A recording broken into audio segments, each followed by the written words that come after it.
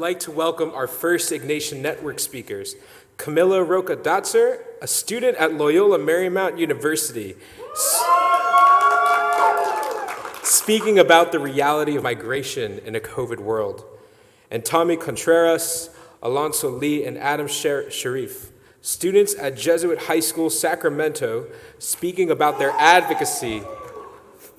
You can finish. You got to combat racism on their campus. Please give a warm welcome.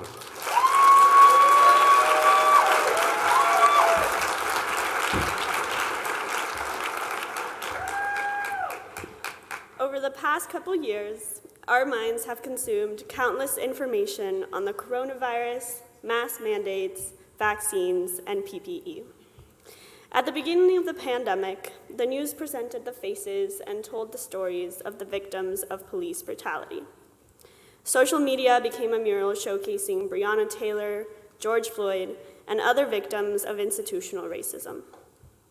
Lockdown and the BLM movement brought the urge to fight against the wrongdoings of our government, and we gained an interest in fighting for social justice for all. COVID highlighted the disparities between BIPOC communities and their white counterparts.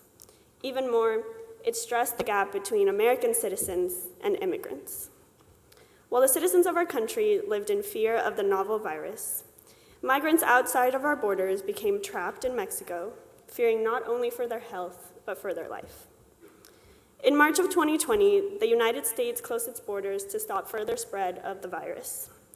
We all believed no one was going into or out of our country. However, the border was actually closed to what is called non-essential travel. This meant that American citizens who worked across the border could freely cross, and companies that transport important goods and resources could continue their operations. But asylum hearings for men, women, and children looking for refuge in the U.S. were halted.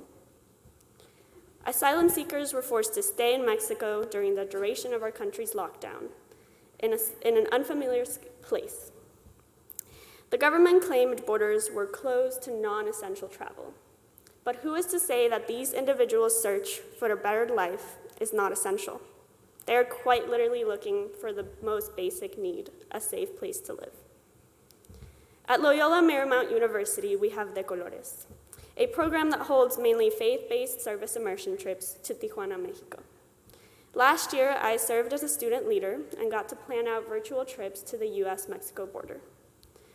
Due to the virtual nature of our trips, we were able to work with community organizations like Kino Border Initiative, Border Angels, and Casa Emigrante, which helped me gain a better perspective of what was happening at the border.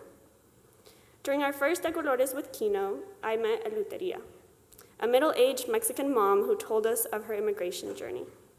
She explained that her and her family fled their hometown after her parents were assassinated because they feared they were next. Upon arriving to Nogales, they filed for asylum and were told to stay in the city while they awaited their hearing date.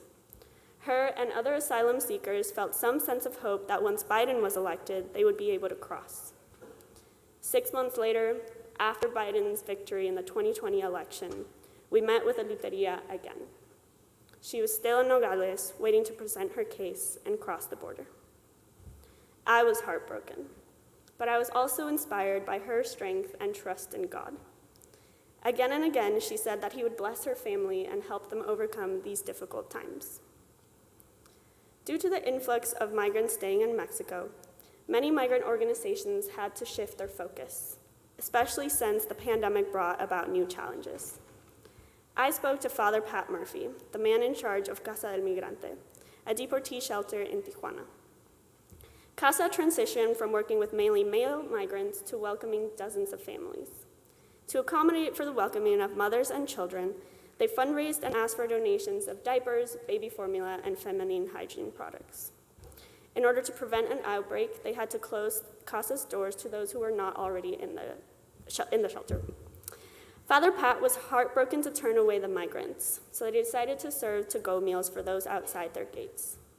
He felt frustrated that the U.S. government would not let migrants' families through, but he also spoke of better days post-COVID. While people awaited their asylum hearings, Towards the later part of the pandemic, there was another type of migration happening: vaccine tourism. The COVID-19 vaccines are not as accessible in other countries as they are in the US. And since there's so many people refusing to get vaccinated, the US has many doses to give away. At the international terminal in LAX, there are several NGOs offering free vaccines to those arriving to LA. So, those privileged enough fly to the US, stay for a month or so in order to get fully vaccinated against COVID. Meanwhile, there are migrants who have waited over a year to enter the United States, not for a vaccine, but for a better life. COVID sees no borders, and its implications spread far beyond any man-made division. The virus uprooted the lives of many and only heightened the struggles migrants faced in their attempts to reach US soil. Nevertheless, migrants face several barriers not only crossing the border, but accessing basic needs once in the US.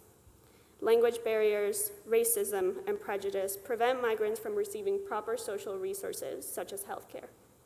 The pandemic unveiled the healthcare disparities in BIPOC communities, and more importantly, between documented and undocumented migrants.